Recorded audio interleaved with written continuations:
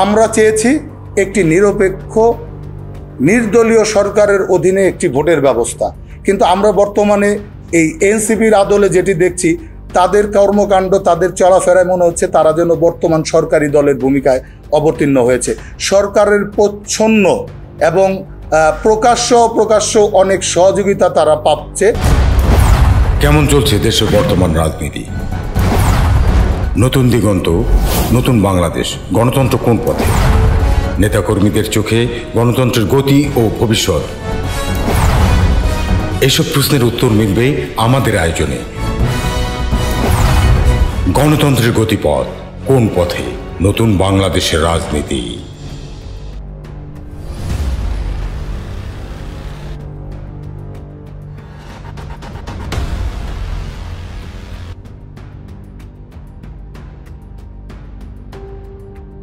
বিসমিল্লাহির রহমানির রহিম।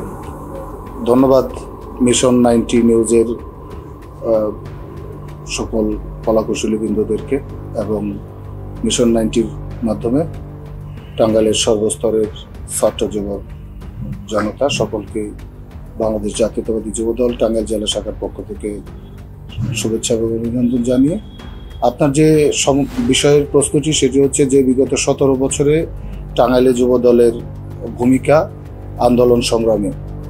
আপনারা নিশ্চয় অবগত আছেন যে সারা বাংলাদেশে বিগত ফ্যাসিবাদী আন্দোলনে যে একটি বৈপ্লবিক অবস্থান তৈরি হয়েছিল, তার মুখ্য ভূমিকায় ছিল জাতীয়তাবাদী যুবদল।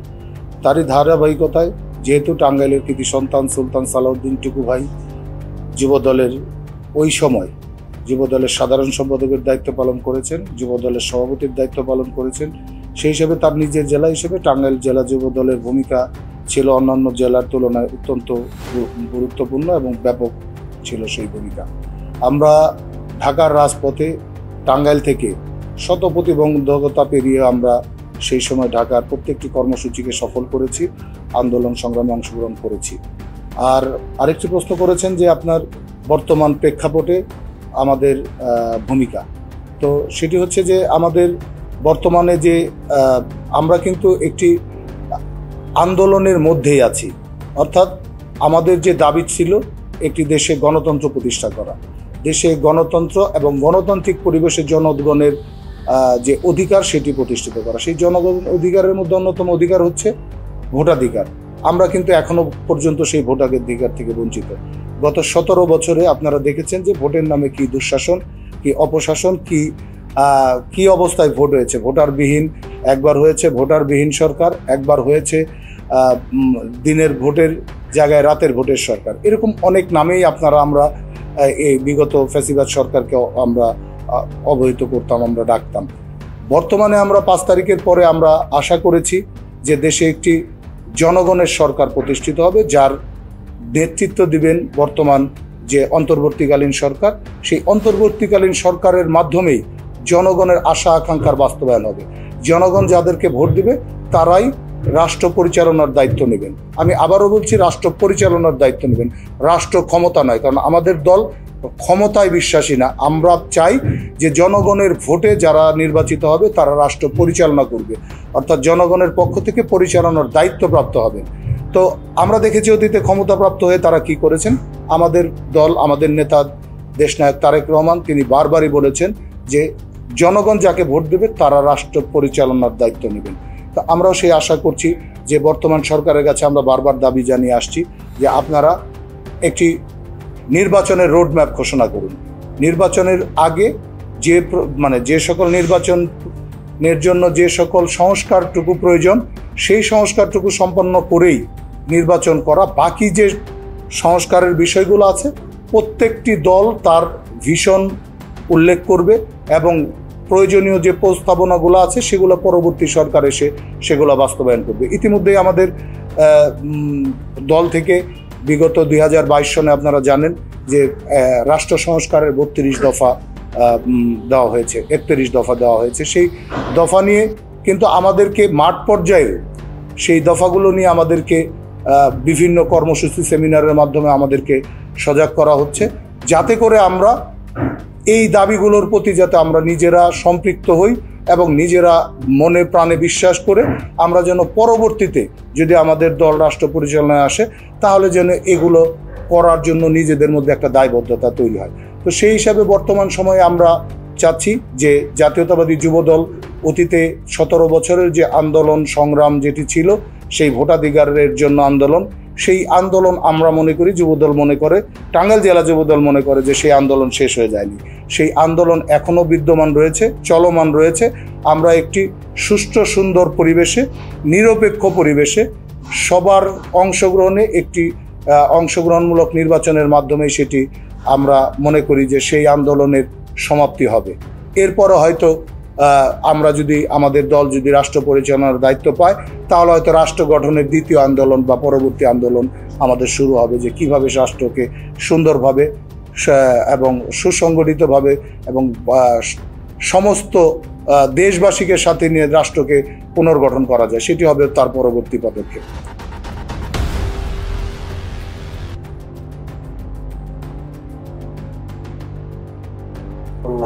অসংখ্যবার আমরা পুলিশি হামলা এবং রাজনৈতিক আওয়ামী যে ফ্যাসিসবাদের যে দোসররা ছিল তাদের দ্বারা মিছিলের মধ্যে আমি ব্যক্তিগতভাবে আক্রান্ত হয়েছি।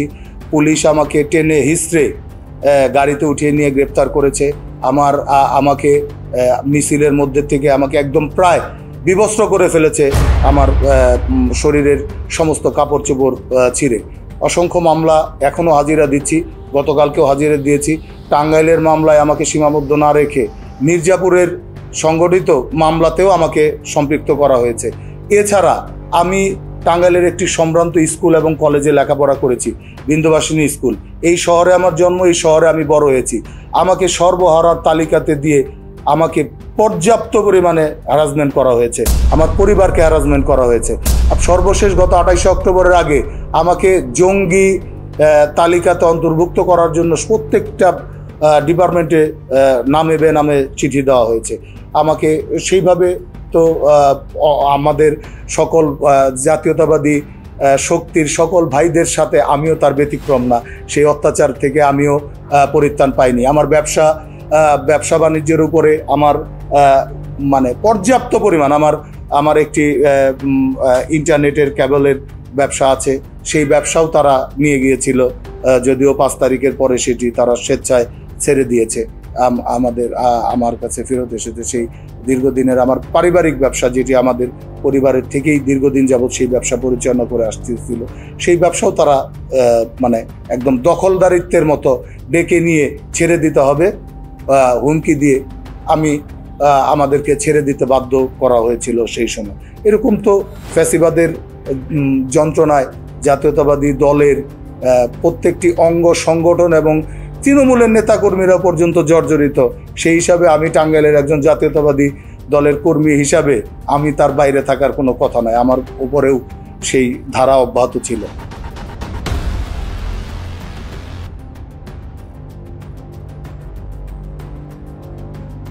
আসলে একটা বড় দলে আমাদের আপনি বিগত ফ্যাসিবাদদের সরকারের মধ্যে দেখবেন যে তাদের দলের মধ্যে গ্রুপিং ছিল, হানাহানি ছিল, অনেক নেতাকর্মীতে তাদের নিজেদের অন্তর্কন্দলে নিহত হয়েছে, মৃত্যুবরণ করেছে, মেরে ফেলা হয়েছে। আমাদের মূল দল বা অঙ্গ সংগঠনে কিন্তু সেই অবস্থা নাই। আপনারা লক্ষ্য করবেন যে টাঙ্গাইলে নেতৃত্বের একটা প্রতিযোগিতা এটা বড় দলের মধ্যে থাকবেই। আমি আজকে যে পজিশনে আছি, আমি আজকে যুবদলের আহ্বায়ক, আরেকজন যুবদলের আহ্বায়ক হতে যাবে, আরেকজন যিনি যুবদলের সেক্রেটারি অথবা সদস্য সচিব আছেন সেই জায়গায় আরেকজন আসতে চাবেন, সেটা হচ্ছে প্রতিযোগিতা। কিন্তু আমরা কিন্তু যুবদল গঠন হওয়ার পরের থেকে, ইতিপূর্বে আমার সাথে আহ্বায়ক ছিলেন আশরাফ পাহিলি, আমি সিনিয়র যুগ্ম আহ্বায়ক হিসেবে দায়িত্ব পালন করেছি। আমরা কিন্তু সম্মিলিতভাবেই কর্মসূচি করেছি। যুবদল টাঙ্গাইলে এখন পর্যন্ত একটা কর্মসূচিতেও বিভক্তি কোনো কর্মসূচি করে নাই। আমি এবং আমার সদস্য সচিব সহ আমাদের যে 5 জনের কমিটি দিয়ে চলছে যুবদল, সেই কমিটির কারোর সাথে এ পর্যন্ত সংগঠন নিয়ে আমাদের কোনো মতবিরোধ তৈরি হয় নাই, আমরা ঐক্যবদ্ধভাবে চলছি। আপনি যেটি প্রশ্ন করেছেন যে বিএনপির মধ্যে মূল দলের মধ্যে বিভক্তি, সেটিও কিন্তু মূল দলের সকল নেতৃবৃন্দও কিন্তু আমরা একই টেবিলে একই সাথে বসে আমরা কর্মসূচি পালন করছি। অর্থাৎ আপনি বিগত ফ্যাসিবাদ সরকারের যে দলের নমুনা দেখবেন যে এক গ্রুপের প্রোগ্রামে আরেক গ্রুপের কেউ আসতো না, সেরকম গ্রুপিং আসলে বাস্তবিক অর্থে আমাদের নেই। আমাদের যেটুকু আছে সেটি হচ্ছে মানে নেতৃত্বের প্রতিযোগিতা।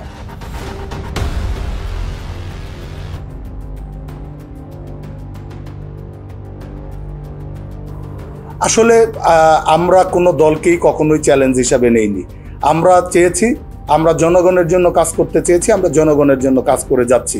জনগণ যদি মনে করে যে বিএনপিকে তারা ভোট দেবে, তাহলে সেইখানে অন্য কোনো দল চ্যালেঞ্জ হবে, এটা আমরা বিশ্বাস করি না। আর বাংলাদেশে আপনি লক্ষ্য করে দেখবেন যে জনগণের দল হিসাবে জনগণ কিন্তু বারবার বিএনপিকেই বেছে নিয়েছে। আর বিএনপিও জনগণের যখনই প্রয়োজন হয়েছে তখনই কিন্তু জনগণের যে মৌলিক চাহিদা, মৌলিক প্রয়োজন, সেটার জন্য কিন্তু বিএনপি এসে পাশে দাঁড়িয়েছে। দেশ রক্ষার বলেন, গণতন্ত্র রক্ষা বলেন, ভোটাধিকার বলেন, স্বৈরাচার মুক্ত পরিবেশের পরিস্থিতির জন্য বলেন, আপনি অতীত ইতিহাস থেকে দেখেন আজ পর্যন্ত কারা এসে দাঁড়িয়েছে। সেটি হচ্ছে জাতীয়তাবাদী দল। যেহেতু জাতীয়তাবাদী দল জনগণের কথা বলে, জনগণের পাশে থাকে, জনগণের পালস বুঝে রাজনীতি করে, সেইখানে জাতীয়তাবাদী দলের কেউ প্রতিদ্বন্দ্বী হবে বা জাতীয়তাবাদী দলের জন্য ভোটের জন্য কোনো হুমকি হবে, এটি আমরা মনে করি না, বিশ্বাসও করি না। এনসিপি আমরা তাদের রাজনৈতিক কর্মকাণ্ডে স্বাগত জানাই। তবে আমার জায়গা থেকে আমি বলবো যে অবশ্যই আমরা চেয়েছি একটি নিরপেক্ষ নির্দলীয় সরকারের অধীনে একটি ভোটের ব্যবস্থা। কিন্তু আমরা বর্তমানে এই এনসিপির আদলে যেটি দেখছি, তাদের কর্মকাণ্ড, তাদের চলাফেরায় মনে হচ্ছে তারা যেন বর্তমান সরকারি দলের ভূমিকায় অবতীর্ণ হয়েছে। সরকারের প্রচ্ছন্ন এবং প্রকাশ্য অনেক সহযোগিতা তারা পাচ্ছে, যেটি ভোটের জন্য একটি অন্তরায় আমরা মনে করি যে একটি ফ্রি অ্যান্ড ফেয়ার অবস্থায় যে কোনো দল তার দল গঠন করার, যে কোনো ব্যক্তি, যে কোনো সংগঠন তার সংগঠন করার অধিকার রাখে। তবে অবশ্যই আমি আমার জায়গা থেকে বলবো যে যারা বাংলাদেশের মানুষের উপরে জুলুম অত্যাচার করেছে, যারা বাংলাদেশের মানুষের অধিকার হরণ করেছে, তাদের বিষয়টা ভিন্ন। তাদের বিষয়ে জনগণ সিদ্ধান্ত নেবে যে তারা বাংলাদেশে রাজনীতি করতে পারবে কি পারবে না। তার বাইরে যত দল আছে, সেটা এনসিপি হোক, আরও যারা হোক, আরও যদি নতুন নতুন দল হয়, আমরা তাদেরকে স্বাগত জানাবো। কিন্তু আমরা প্রত্যাশা করব এটি যেন রাষ্ট্রীয় মদতপুষ্ট কোনো সংগঠনে আত্মপ্রকাশ না করে, যাতে করে তারা আলাদা ধরনের কোনো সুবিধা না পায়। সকলের জন্য ইকুয়াল সুবিধা দেওয়ার পরে একটি সুন্দর গ্রহণযোগ্য নির্বাচন হবে। সেই নির্বাচনে আমরা আশাবাদী, ইনশাআল্লাহ বাংলাদেশের মানুষ জাতীয়তাবাদী দলকেই বেছে নেবে।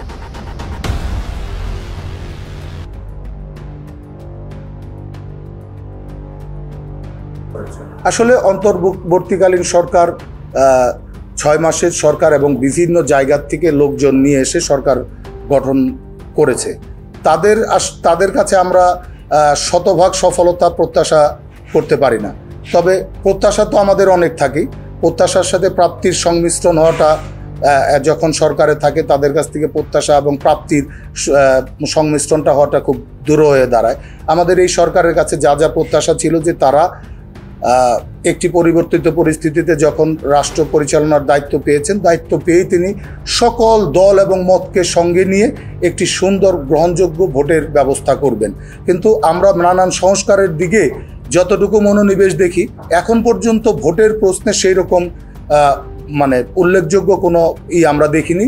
তাছাড়া আর অন্যান্য দিক যদি আমরা বলি যে ওনারা চেষ্টা করছেন, আমরাও আমাদের দল থেকে কমিটেড তাদেরকে সহযোগিতা করার, আমরাও সহযোগিতা করে যাচ্ছি। এই স্বল্প সময়ের মধ্যে অনেক কিছুতের মধ্যেই তাদের সফলতা আছে, যদিও তাদের আসলে মেইন সফলতা হচ্ছে জনগণের ক্ষমতা জনগণের হাতে ফিরিয়ে দেওয়া। সেটি না হওয়া পর্যন্ত বলা যাবে না যে তারা তাদের কার্যক্রমে সফল হয়েছে।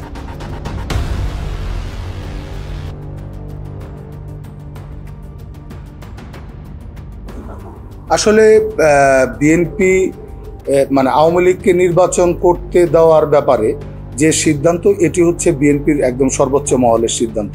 আমরা জেলা পর্যায়ে ক্ষুদ্র জায়গা থেকে রাজনীতি করি, সেই হিসাবে আমাদের এই বিষয়ে মন্তব্যর জায়গাটা খুবই নাই বললে চলে। তবে আমি মনে করি যে ধরনের বিভ্রান্তি ছড়ানো হচ্ছে বিএনপি সম্পর্কে, যে আওয়ামী লীগকে পুনর্বাসন করতে চায় বিএনপি, আমি আপনাদের মাধ্যমে একটা প্রশ্ন করতে চাই যে বিগত 17 বছরে সবচাইতে অত্যাচারের শিকার হয়েছে, নির্যাতনের শিকার হয়েছে, গুমের শিকার হয়েছে যে দলটি দ্বারা সেই দলকে পুনর্বাসন করার মতো ঘটনা এই দল করবে, এটি মানে আসলে অপপ্রচার ছাড়া আর কিছু হতে পারে না। একটি বৃহৎ দলে, একটি বৃহৎ জনগোষ্ঠীর মধ্যে অনেকেই হয়তো মিশে যাওয়ার চেষ্টা করছে। আমরা কিন্তু প্রতিনিয়ত চেষ্টা করছি, আমাদের নেতারা চেষ্টা করছে তাদেরকে শর্ট আউট করে তাদেরকে আমাদের সাথে থেকে বাইরে রাখার। তো আমি সেই কথাই বলতে চাই যে আমরা যে দলটি দ্বারা নির্যাতিত, নিগৃহীত, আমরা তো চাই যে তাদের যেন বাংলাদেশের রাজনীতি যে করার যে অধিকারটুকু, বাংলাদেশিদেরকে অধিকারটুকু তারা খর্ব করেছিল, যেন তারা সেইটুকুর খেসারত না দিয়ে রাজনীতির সুযোগ না পায়।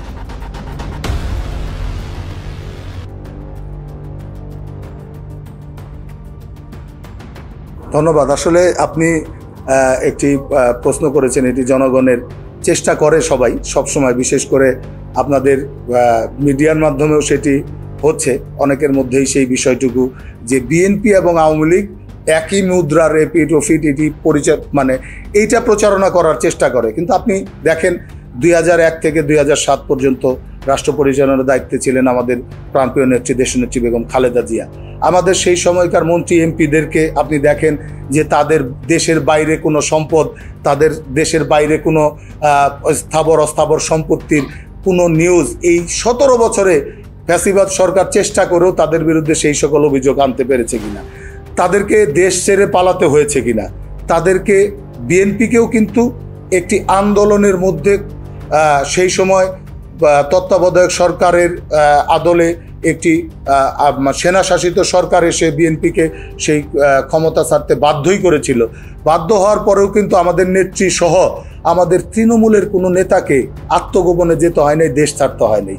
আর আপনি যেটা বলেছেন যে ছাত্রলীগ যুবলীগ সম্পর্কে মানুষের মধ্যে যে ধারণা আছে, আপনি দেখেন যে 2001 থেকে 2007 পর্যন্ত রাষ্ট্র ক্ষমতা যখন রাষ্ট্র পরিচালনার দায়িত্বে জাতীয়তাবাদী দল ছিল, সেই সময় ছাত্রদল ছিল, সেই সময় যুবদল ছিল। ছাত্রদল যুবদল সম্পর্কে হাজার হাজার কোটি টাকা অর্থ পাচারের কোনো রেকর্ড আপনাদের জানা আছে কিনা? জানা থাকলে আপনারা সেটি প্রকাশ করতে পারেন। এটি হচ্ছে আমাদের যে রাজনৈতিক অভিভাবক দেশনায়ক তারেক রহমান। তিনি আপনি এই গত 5 তারিখ থেকে এই পর্যন্ত দেখবেন যে প্রায় 6000-এর মতো নেতাকর্মীকে তিনি শুধু প্রাথমিক অভিযোগের ভিত্তিতেই দল থেকে তাদেরকে বের করে দেওয়া হয়েছে। কাজেই এই যে সংগঠন, আপনি দেখবেন না যে কোনো একটি অপরাধকে এই দল জাস্টিফাই করার চেষ্টা করেছে, অর্থাৎ এটি করার প্রয়োজন ছিল বা ছিল। আমরা বিগত সরকারের সময় দেখেছি যে ছাত্রলীগ বা যুবলীগ তারা যে কোনো কেউ অন্যায় করলে, আওয়ামী লীগের কোনো অন্যায় করলে আপনি দেখতেন যে কোনো মন্ত্রী বা বড় বড় নেতারা তার পেছনে যুক্তি দাঁড় করানোর চেষ্টা করত।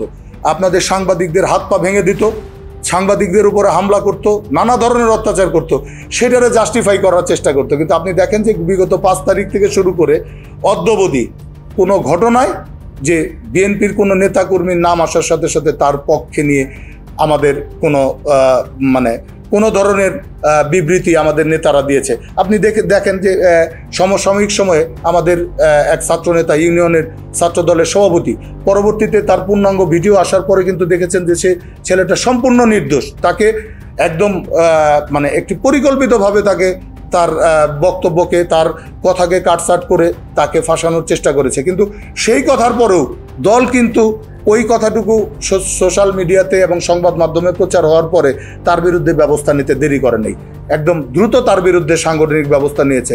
যদি আমি আপনার এই প্রশ্নের ফাঁকে দাবি করব যে যেহেতু একটা নির্দোষ ছেলে, সে তার ইউনিয়ন সভাপতি, সে তার পরিচয়, আমি যুব দলের জেলার সভাপতি, আমি সেই পরিচয় আমি তো যে কেউ আমার কাছে জানতে চাইলে আমি দিতেই পারি। আজকেও যদি সেই বিগত ফ্যাসিবাদ সরকারের সময় এসে আমাকে কোনো কারণ ছাড়া থানায় নিয়ে যেতে চায়, থানায় দেখা করতে বলে, তাহলে তো আমি তো জিজ্ঞেস করতেই পারি যে আমি একটা জেলা যুব দলের সভাপতি, আমাকে কেন থানায় যেতে হবে, আমাকে কি উদ্দেশ্যে আপনি যেতে হবে, আপনি সেটি বলেন। সেই প্রশ্ন করার তো অধিকার আমি রাখি। তো আপনি দেখেন যে তারপরেও কিন্তু পার্টি তার পক্ষে এখন পর্যন্ত কোনো বক্তৃতা বা বিবৃতি দেয়নি। আপনি দেখেছেন তাকে কি পরিমাণ অত্যাচার করা হয়েছে, তাকে কি পরিমাণ টর্চার করা হয়েছে, তার শরীরে অসংখ্য দাগ রয়েছে, যেটি আমরা পরবর্তীতে মিডিয়াতে দেখেছি। তো আপনাদের যে প্রশ্ন, যে শঙ্কা, সেই শঙ্কার কোনো কারণ নাই। কারণ এই দলের নেতা নেত্রী, আমাদের নেত্রী দেশনেত্রী বেগম খালেদা জিয়া এবং তারেক রহমান কেউই অন্যায়কে কোনোদিন প্রশ্রয় দেয় নাই, নিজেরা অন্যায় করে নাই। কাজে তাদের দলের অন্তর্ভুক্ত কেউ সেই ছাত্রলীগ যুবলীগের মতো ভয়ঙ্কর রূপ নেবে, সেই সময় তারা সংগঠন করতে পারবে, এটি আর যাই হোক, আমি দীর্ঘদিনের আমার এই রাজনীতির পথ চলায় আমি বিশ্বাস করি না জাতীয়তাবাদী দল দিয়ে সেটি সম্ভব।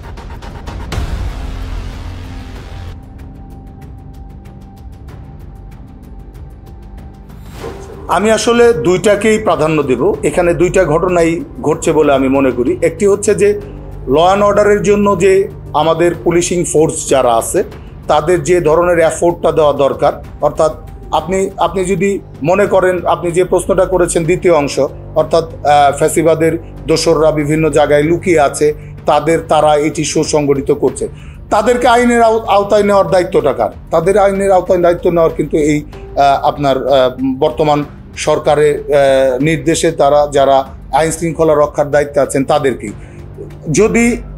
আমি যদি প্রথম অংশটা দেখি, যে আমরা দেখতে পাচ্ছি যে আপনি যেরকম দেখছেন একজন মানে সংবাদকর্মী হিসাবে, যে মানে বাংলাদেশের ন্যায় টাঙ্গাইলেও বিভিন্ন জায়গায় এইসব সন্ত্রাসীরা কিন্তু ঘুরে বেড়াচ্ছে, তাদেরকে গ্রেপ্তার করা হচ্ছে না। আমরা অনেক সময়ই প্রশাসনের নজরে আনার চেষ্টা করি, তখন তারা বলে যে আপনারা ধরে আমাদের কাছে দেন। তো তখনই তো একটা মবের সৃষ্টি হবে।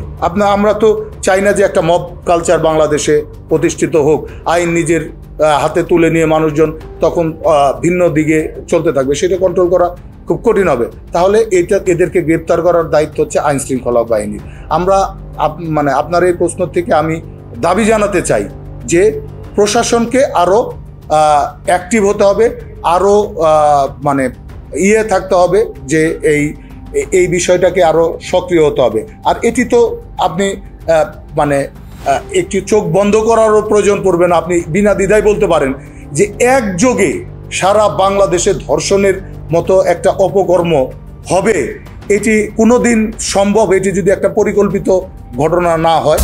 তো এই আবার একযোগে সারা দেশে ছিনতাই, খুন, রাহাজানি বেড়ে যাবে, মানুষের সম্পদের উপরে হামলা করার প্রবণতা বেড়ে যাবে, এটি পরিকল্পিত ছাড়া আপনি কি এটা মনে করেন যে এটা একটা সংগঠিত নেটওয়ার্ক ছাড়া সম্ভব? যে আপনি কি বলবেন যে এই ধর্ষকদের একটা সংগঠন আছে, যে ধর্ষকরা একযোগে তারা যে আমরা এই সুযোগে ধর্ষণ করে ফেলব?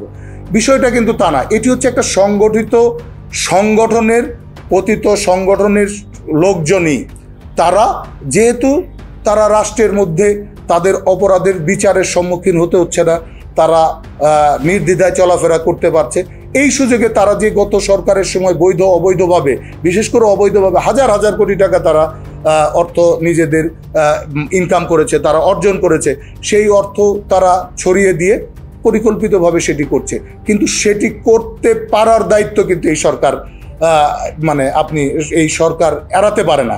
কারণ এদেরকে আপনি ফ্রিলি দিতে তারা যে ফ্রি মুভমেন্ট করতে পারছে, চলতে পারছে, এটি হচ্ছে ব্যর্থতা। এটাকে বন্ধ করতে হবে। যারা আমরা দেখতে পাচ্ছি যে একাধিক মামলা যেমন হচ্ছে, মামলার আসামি হচ্ছে, তারা আবার অবলীলায় ঘুরে বেড়াচ্ছে। মামলার আসামিদেরকে অবশ্যই আইনের আওতায় আনতে হবে সুষ্ঠু তদন্তের মাধ্যমে। যারা দোষী, যে মামলায় যে দোষী, তাদেরকে বিচারের আওতায় আনতে হবে। দ্রুত সময়ের মধ্যে যদি এদেরকে গ্রেপ্তার না করা হয়, এই পতিত স্বৈরাচারের দোসররা তাদের অর্জিত সম্পদের থেকে কিছু অংশ ব্যয় করে এই ধরনের পরিকল্পিত ঘটনা আরও ঘটাবে। এবং আপনাদের এটাও মনে রাখতে হবে যে তাদের উদ্দেশ্য কিন্তু ভিন্ন। তারাও কিন্তু যেমন নির্বাচনকে ব্যাহত করার একটি ষড়যন্ত্র কিন্তু এই ধরনের আপনার ল অ্যান্ড অর্ডারটাকে করা। আপনার যখনই আইন শৃঙ্খলা পরিস্থিতির অবনতি হবে, তখনই দেশে নির্বাচনের পরিস্থিতিটা নষ্ট হয়ে যাবে, নির্বাচন দেওয়ার মতো থাকবে না। তো আমি ব্যক্তিগতভাবে, এটা আমার দলের মতামত না, আমার কেন জানি মনে হয় যে যারা নির্বাচন চায় না তাদের উভয়েরই একটি পরিকল্পিত প্রয়াস হচ্ছে এই ল অ্যান্ড অর্ডার যে বর্তমান সিচুয়েশন সেটাকে ডেটোরেট করা বা তাদের করা।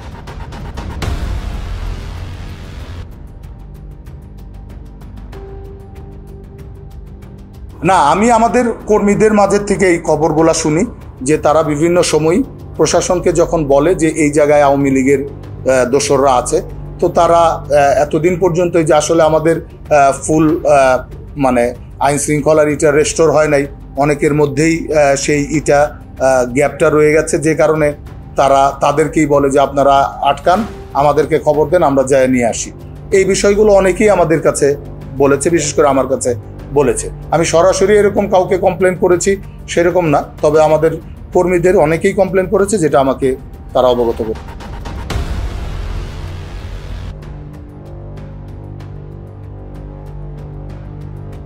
আমি যখনই প্রশাসনের কোনো কারোর সাথে আমার কথা হয়, এই বিষয়গুলো নিয়ে আমরা কথা বলি, ওনারা আমাদেরকে আশ্বস্ত করেন যে দ্রুত সময়ের মধ্যেই তারা এগুলোর ব্যবস্থা নেবেন, আমাদেরকে একটু সময় দেন, আমাদের সমস্ত কিছু একটু গোছাতে সময় লাগবে আর কি, এইটুকু। কিন্তু আমরা আসলে কার্যকর অর্থে সেরকম কোনো ভূমিকা দেখছি না।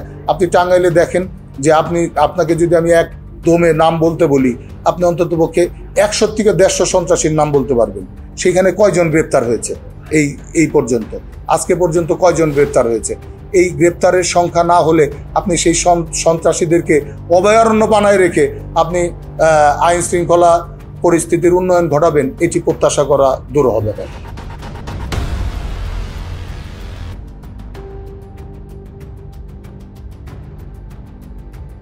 যে আপনি ঢালাওভাবে যে বিষয়গুলো বললেন, সেই বিষয়গুলো আসলে কতটুকু সত্যতা আছে সেগুলো আপনারা আপনাদের অনুসন্ধানী প্রতিবেদনের মাধ্যমে প্রকাশ করুন। যদি বিএনপির সেই সকল ব্যক্তিবর্গ যদি সেইখানে সম্পৃক্ত থাকে, আপনারা তাদের নাম উঠিয়ে আনেন এবং তাদের বিরুদ্ধে আপনি দেখেন যে সেটার ব্যবস্থা নেওয়া হচ্ছে কিনা। কিন্তু এটা যেভাবে ঢালাওভাবে বলছেন যে বিএনপি করছে, আসলে বিষয়টা কি তাই?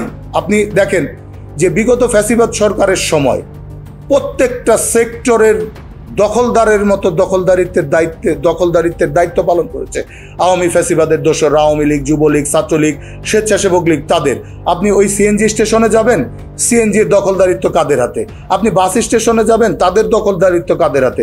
আপনি ট্রাক স্টেশনে যাবেন, তাদের দখলদারিত্ব কাদের হাতে? বালু মহলগুলোর নামে সাধারণ জনগণের জায়গাকে দখল করে সেইখানে বালু জমাট করে সেই ব্যবসাটা কারা করেছে? আওয়ামী লীগ এবং আওয়ামী লীগের দোসর, তাদের চেয়ারম্যানরা সেই ব্যবসা করেছে। এখন আপনি 5 তারিখের পরে আপনি যদি আমার দলীয় পরিচয়ের হিসাবে যদি ওইখানে যেয়ে থাকে, দলকে ব্যবহার করে যদি যেয়ে থাকে, সেটি অবশ্যই আপনারা সাংবাদিক হিসাবে সেটি প্রচার করবেন যে দলের প্রভাবমুক্ত। কিন্তু আওয়ামী প্রভাবমুক্তকরণ, আওয়ামীকরণটাকে থেকে যদি মুক্ত করতে যেয়ে সাধারণ জনগণের মধ্যে তারা যদি বিএনপি ঘরানার কেউ চলে আসে, সেইটাকে দলীয় কালার দেওয়ার বা দলীয় রং দেওয়ার তো কোনো সুযোগ নাই। আমি ফর এক্সাম্পল আপনাকে একটা কথা বলি যে আপনি টাঙ্গাইলের যতগুলা শ্রমিক সংগঠন আছে সেগুলোর নেতৃত্বে কারা ছিল? আপনার নেতৃত্বে থাকা একদিন সেগুলোর দখলদারিত্বের কারা ছিল? সেই জায়গায় কি আদৌ কোনো শ্রমিকরা ছিল? সেই জায়গায় ছিল আওয়ামী দুষ্কৃতিকারীরা, তারা বসে বসে সেই চাঁদার ভাগ বাটোয়ারা তারা করেছে।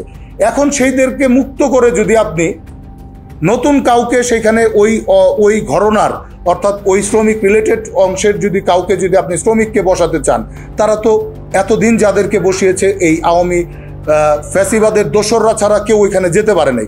তার বাইরে যারা আসবে তারা তো সাধারণ জনগণের মধ্যে থেকে আসতে গেলে তারা যদি বিএনপিকে ভালোবাসে, আপনি বিএনপির সাথে তাদের সম্পৃক্ততা থাকে, এটাকে আপনি বিএনপির দখলদারিত্ব নিতে পারেন না।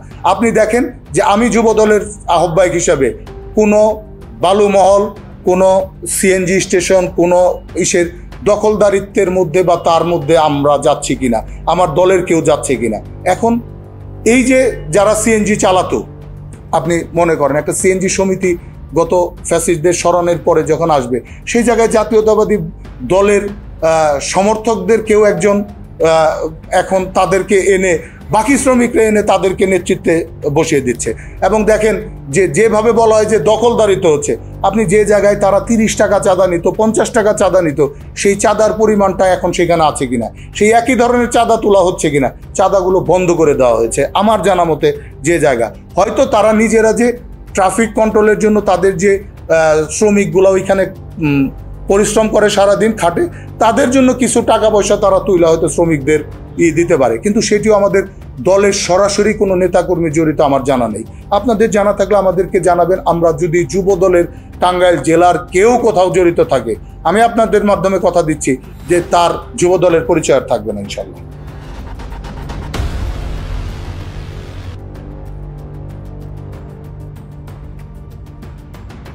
আসলে স্বেচ্ছাসেবী যে বিষয়টা, মানে মানুষের কল্যাণ করার জন্য, আপনি রাজনীতি আর জনকল্যাণ কিন্তু ওতপ্রোতভাবে জড়িত।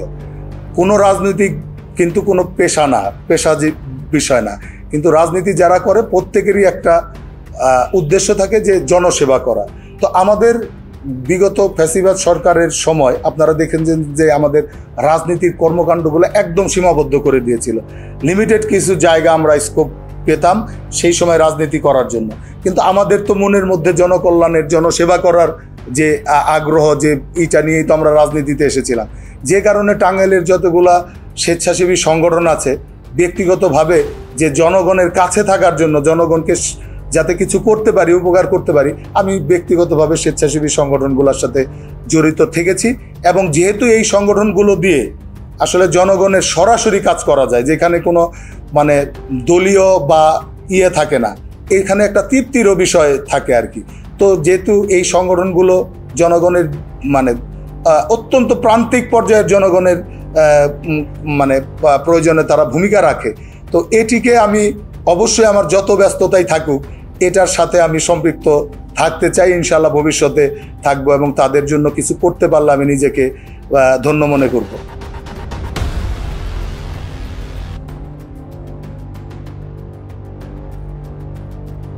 আমি আসলে মিশন 90-কে ধন্যবাদ জানাচ্ছি যে আপনারা এই সময় আপনারা মানে জনগণের কাছে আপনারা আপনাদের যে বার্তাগুলো পৌঁছে দেওয়ার চেষ্টা করছেন। তো সেই সঙ্গে আমি আমার যুব দলের প্রত্যেকটি টাঙ্গাইল জেলার সর্বস্তরের নেতাকর্মীদের কাছে আমি একটা মেসেজ দিতে চাই। সেটি হচ্ছে যে আপনারা যে যেখান থেকেই আমার এই কথাগুলো শুনছেন, আপনারা আমার কথা থেকেও আমাদের দলের বর্তমান ভারপ্রাপ্ত চেয়ারম্যান, আমাদের ইনশাআল্লাহ আগামীর রাষ্ট্রনায়ক, আমাদের আশা আকাঙ্ক্ষার প্রতীক দেশনায়ক তারেক রহমানের যে উদ্দেশ্য এবং যে লক্ষ্য নিয়ে তিনি বাংলাদেশ পুনর্গঠনের কাজ করছেন, তিনি যা চাচ্ছেন, তিনি চাচ্ছেন একটি সন্ত্রাসমুক্ত, একটি গণতান্ত্রিক বাংলাদেশ গঠন করতে। ভয়হীন জনগণ যাতে চলতে পারে, যুবদল যেন হয় জনগণের কল্যাণের একটি মানে কল্যাণের একটি সংগঠন, যুবদল যেন হয় জনগণের উপকারের একটি সংগঠন। যে লক্ষ্য নিয়ে আমাদের প্রাণপ্রিয় নেতা শহীদ রাষ্ট্রপতি জিয়াউর রহমান যুবদলকে গঠন করেছিলেন, সেই লক্ষ্যটা যেন অর্জন হয়। এবং বর্তমানে বিএনপি এবং তার অঙ্গ সংগঠন নিয়ে যে ধরনের প্রচারণার করা হচ্ছে, যে ধরনের ষড়যন্ত্র করা হচ্ছে, সেই ষড়যন্ত্র থেকে আমাদেরকে প্রত্যেককেই হুঁশিয়ার থাকতে হবে। আমাদের এমন কোনো কর্মকাণ্ডে নিজেদেরকে জড়ানো যাবে না, নিজেদেরকে সম্পৃক্ত করা যাবে না যাতে আমাদের দলের সুনাম নষ্ট হয়। আমাদের প্রিয় নেতা বলেছেন যে দলের সুনাম নষ্টকারী কাউকে আমরা বহন করব না, সে দলের জন্য যত ত্যাগই হোক। কাজেই সেই কথাটুকু মনে রাখতে হবে যে আপনি দীর্ঘদিন দলের জন্য খুব শ্রম দিয়েছেন, ত্যাগ স্বীকার করেছেন, আন্দোলন করেছেন, মিছিল করেছেন, মিটিং করেছেন, কিন্তু বর্তমান সময়ে আপনি দলের যে প্রয়োজন অর্থাৎ জনসম্পৃক্ততা, জনগণের কাছে যাওয়া, সেটি না যে আপনি জনগণ থেকে দলকে দূরে সরানোর কাজে লিপ্ত হয়েছেন।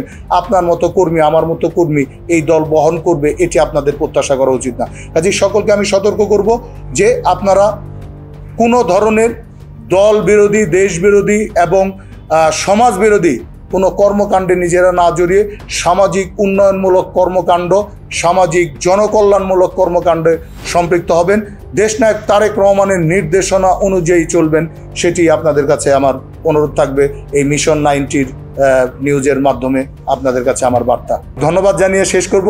মিশন 90-র প্রত্যেকটি কর্মকর্তা কর্মচারীবৃন্দদেরকে যে যারা আমাদের এই কথাগুলো জনগণের মাঝে প্রচার করছেন, তাদেরকে ধন্যবাদ জানাচ্ছি। আমি উত্তরোত্তর মিশন 90-র সফলতাও এই সঙ্গে কামনা করছি যে ইনশাআল্লাহ তারা তাদের কর্মকাণ্ড দিয়ে একটা সময় একটি মানে শক্তিশালী নিউজ চ্যানেল হিসাবে বাংলাদেশের মাটিতে তৈরি করবেন, তারা তাদের প্রতিষ্ঠিত করবেন। ধন্যবাদ স্যার।